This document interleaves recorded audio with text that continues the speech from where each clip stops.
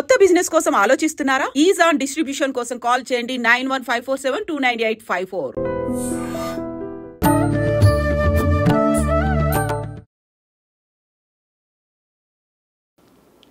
నమస్కారం, welcome to I dream. ధర్మ మార్గం కార్యక్రమానికి స్వాగతం. నేను మీ విజిత. ప్రస్తుతం మనతో పాటు ఉన్నారు ప్రముఖులు శివరుద్ర సాధు గారు. ఇప్పుడు వారితో మాట్లాడి మరిన్ని విషయాలు తెలుసుకుందాం. నమస్కారం అండి. నమస్కారం అమ్మా, చెప్పతల్లి. గురుగారు, ఇప్పుడు కార్తీక మాసం ప్రారంభం అవబోతుంది. కార్తీక మాసంలో ముఖ్యంగా మనకి వనభోజనాలు అని చెప్పి వెళ్తూ ఉంటారు చాలా మంది. రకరకాల దీపాలు పెడుతూ ఉంటారు. ముఖ్యంగా 365 ఒత్తులు అని చెప్పి వెలిగిస్తూ ఉంటారు. కోటి దీపాలంట, లక్ష దీపాలని, కోటి దీపాలని.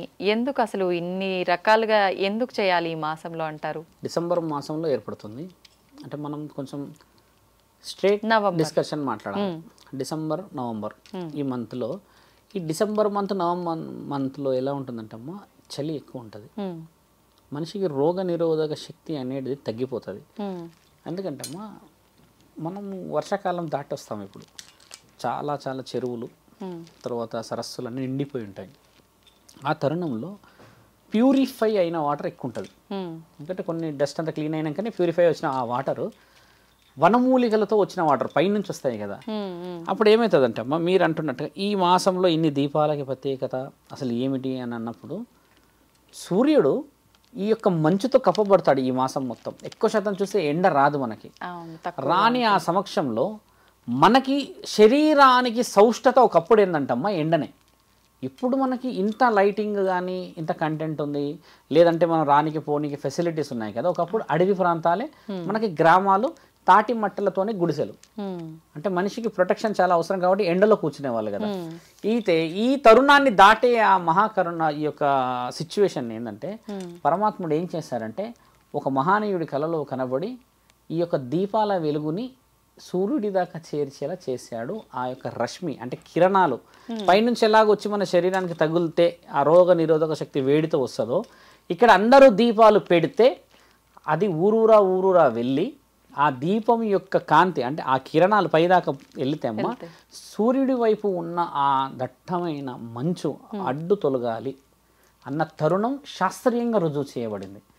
ఇక్కడ మనం దీపాలు పెడుతుంది పూజకు మాత్రమే, కానీ కొన్ని యుగాల క్రితం మరి అగ్గి కూడా లేదు కదా మన దగ్గర.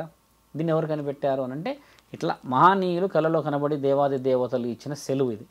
ఆ నెల మొత్తం పెడతారు దీపాలు, మిగతా రోజుల్లో పెట్టారు. ఇలా పెట్టి ఒక దీపం ప్రతి ఇంటిలో ఖచ్చితంగా తులసి మొక్క దగ్గర కానీ, కడప దగ్గర కానీ, లేకపోతే ఇంట్లో ఒక ప్రాంతంలో పెట్టడానికి గల ముఖ్యమైన ఉద్దేశం ఏంటంటే, ఇంట్లో వేడి ఉండడానికని ఒకప్పుడు దీపం ఒకటే ఉండేది కాబట్టి. దీంట్లో ఏ శాస్త్రీయత లేదమ్మా. మళ్ళీ పూజలు పురస్కారాలు చేయడానికి తర్వాత వచ్చాయి, అది మన ఇష్టంగా వచ్చాయి. కానీ దాంట్లో ఉన్న అంతరార్థ శాస్త్రీయత మాత్రం సూర్యుడు మంచుతో కప్పబడడం చేత, రోగ నిరోధక శక్తి శరీరానికి తగ్గడం చేత, చల్లనీళ్ళే చేస్తే పైన నుంచి గంగామాత వచ్చి ఇక్కడ ప్యూరిఫైడ్ వాటర్ వనమూలికల సముదాయాన్ని ఇవ్వడం చేత చల్లనీళ్ళే చేస్తే ఆ నీళ్ళల్లో దాగి ఉన్న ఆ యొక్క మలినాలు, అంటే ఇప్పుడు మనం మల్టీవిటమిన్ యాంటీ ఆక్సిడెంట్స్ అంటాం కదా, ట్రేస్ ఎలిమెంట్స్, బయో ఎక్స్ట్రాక్ట్స్ అంటారు కదా, అవి మన శరీరానికి వచ్చి ఆ నీళ్ళ రూపంలో స్నానం చేస్తే ఇక్కడ ఉండే బ్యాక్టీరియాని చంపి మనకి ఎనర్జీ ఇచ్చే కార్యక్రమాన్ని పూర్వీకులు నిర్ణయించి పెట్టారు. ఉదయాన్నే చేయాలి స్నానం అని అంటారు. 3:30 చేసేవాళ్ళు, ఇప్పుడు తగ్గాయి. నదీ స్నానాలకి ప్రాముఖ్యత ఈ మాసంలో ఇదే అందుకని వచ్చింది. వనమూలికల్లో మళ్ళీ ఈ మాసం దాటినాక నీళ్లు ఉండవు కదా తల్లి. తర్వాత ఎండాకాలం వస్తుంది, అంతా తటస్థంగా వెళ్ళిపోతాయి.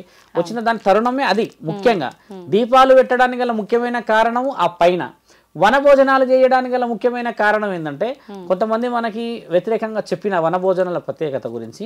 ఈ యొక్క వనభోజనాలు ఏంటంటే అమ్మా, మనిషి రోగం అనే ఈ తరుణం చెడు చేసే ప్రయత్నం ఎక్కువ ఉంటుంది ఈ చలికాలంలో.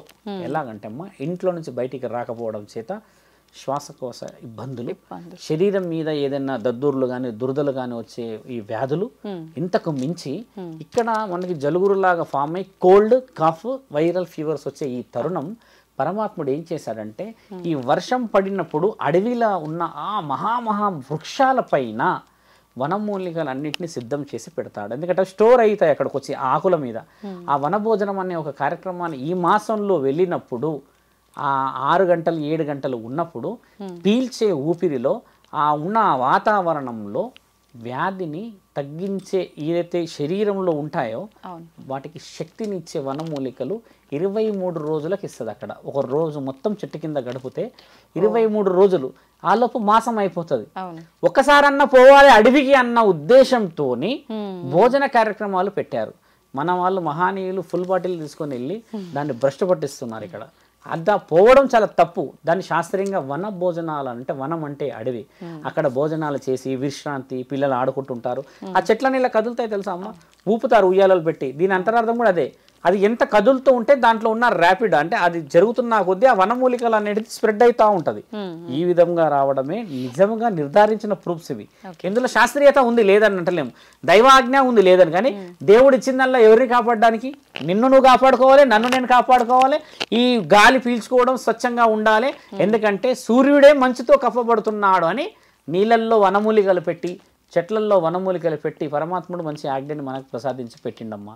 ఇది మీరు అన్నట్టుగా వన భోజనాలకు సంబంధించిన ప్రక్రియ. తర్వాత దీపాలు పెట్టడానికి గల ముఖ్యమైన ప్రక్రియకి అర్థం ఈ మాసంలో ప్రత్యేకంగా. ముఖ్యంగా మాలలు కూడా వేస్తుంటారు. మాలలు కూడా మామూలుగా శివకేశవులకు సంబంధించిన మాసంగా చెప్పుకుంటాం, కానీ శివుడికి సంబంధించిన మాలలు వేస్తుంటారు. ముఖ్యంగా అయ్యప్ప స్వామికి సంబంధించిన మాలలు ఎక్కువగా వేస్తుంటారు. ఎందుకని ఈ మాసంలో మాలలు వేయాలంటారు? ప్రత్యేకం.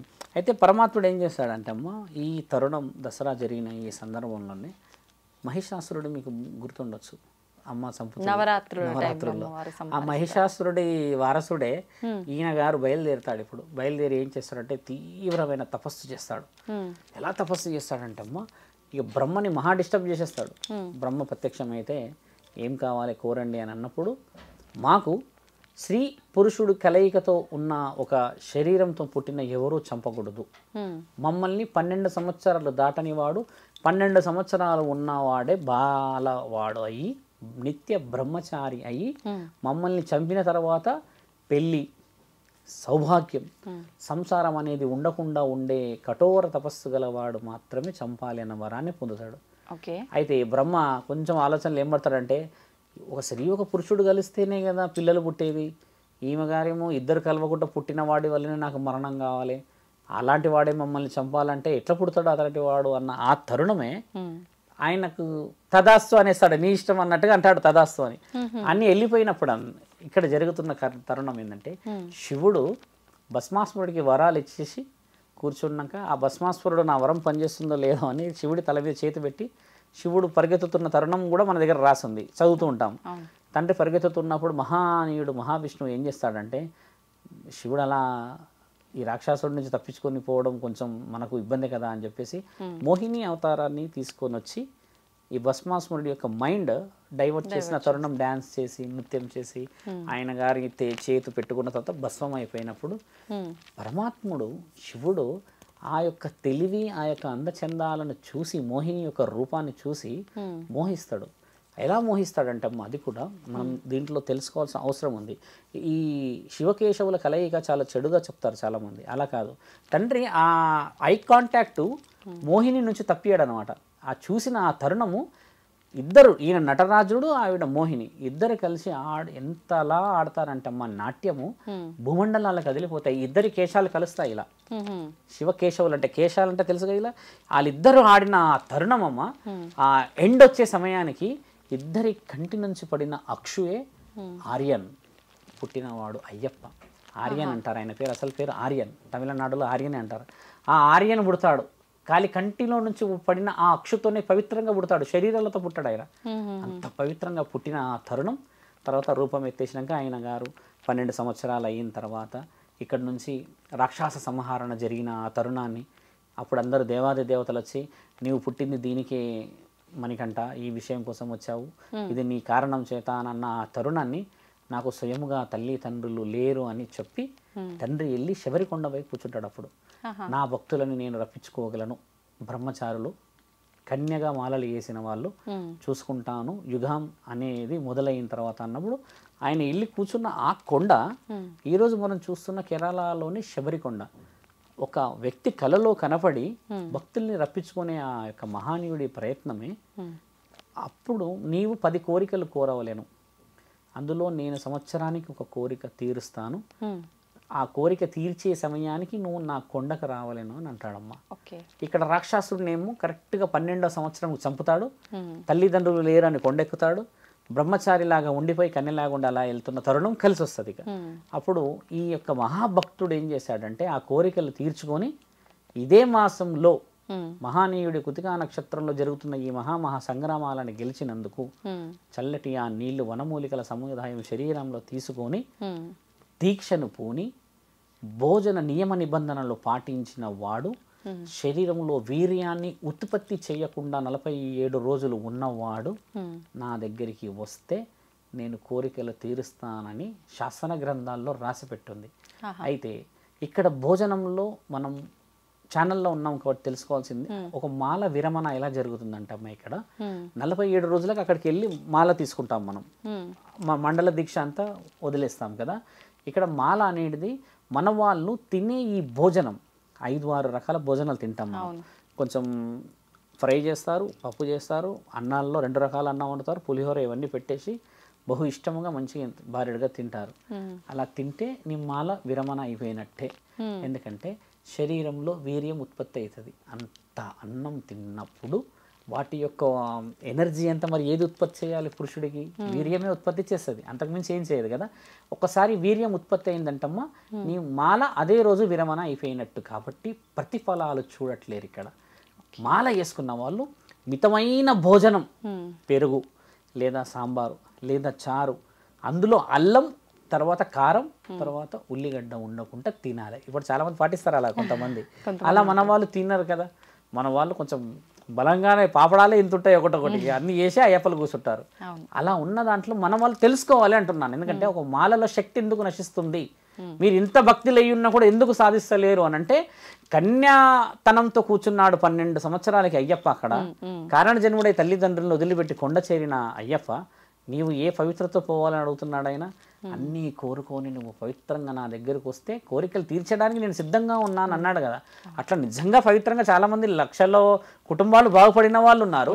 ఇప్పట్లో తెలుసుకోవాల్సింది చెప్తున్నాను. మితమైన భోజనం అది స్పష్టంగా మన శరీరంలో ఉంది కదమ్మా, తెలుస్తుంది కదా. ఇప్పుడు ఈ ఇంత మైక్రో లెవెల్ డిస్కషన్ నాకు తెలిసి ఏ గురువులు చెప్పుకోరు. అది చెప్పుకుంటే ఏమిటంటమ్మా, ప్రతి ఒక్కరు మాల కోరికతోనే చేస్తున్నారు, ఎవరు కూడా భక్తితో వేయట్లేరు. ఆ కోరిక నెరవేరాలంటే ఈ 47 రోజులు శరీరం అంతఃకరణ శుద్ధి మనశ్శాంతి చాలా అవసరం. కుటుంబానికి మనం దూరంగా ఉండాలి అని అనేది నియమం లేదు ఇక్కడ. కుటుంబంకి దూరంగా ఉంటారు వీళ్ళంతా, అయ్యప్పలు గుడిలో గోపురాలు ఉంటారు. ఇక్కడ ఏంటంటే మనసుకు దూరంగా ఉంటే నువ్వు కుటుంబానికి దూరం ఉన్నట్టే. నువ్వు శరీరం నీ చేతిలో కంట్రోల్ లేకపోతే నువ్వు ఎక్కడుండేం లాభం తల్లి. భార్యని ఇలా ముట్టుకుంటూనే లేకపోతే అమ్మాయిని ఇలా తాగుతేనే తప్పు చేసేదాన్ని లేదు. రాసి ఉంది అక్కడ అయ్యప్ప గురించి, వీర్యం శరీరంలో ఉత్పత్తి జరిగిన రోజు నీ దీక్ష విరమణ అయిపోయినట్టే అని. అది తెలుసుకోవడం చాలా ముఖ్యమైనది. అలా వచ్చిన ఈ తరుణం, ఈ మాసంలో శివకేశవులు, దామోదర పూజ, లక్ష్మీ తులసిల పూజ, తర్వాత ఇక్కడ మాల ప్రత్యేకతలు, మళ్ళీ ఇక్కడ సంబంధించిన శివుడు ఈ విధంగా ఉద్భవించాడు, ఎందుకు రాక్షసులు త్రిపురాసులను చంపారన్న ఇంత నిక్షిప్తమైన పండగ ఇప్పుడు చేసుకోబోతున్న పండగలు. ఈ మాసానికి ఉన్న ప్రత్యేకత అదమ్మా, అదమ్మా విషయం. మంచి విషయాలు తెలియజేశారండి, ధన్యవాదాలు. ధన్యవాదాలు.